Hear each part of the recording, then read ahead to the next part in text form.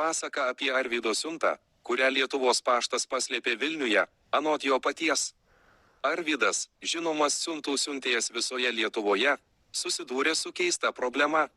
Įsiuntęs siuntą savo seseriai Rūtai, gyvenančiai Vilniuje, jis negalėjo patikėti, kai siuntinys prapuolė be pėdsakų.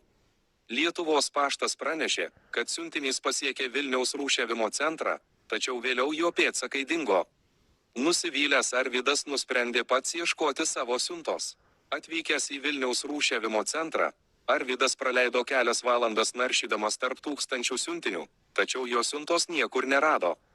Beveik pasidavęs, jis staiga pamatė savo siuntinį, ramiai gulėjantį ant vieno iš stalų.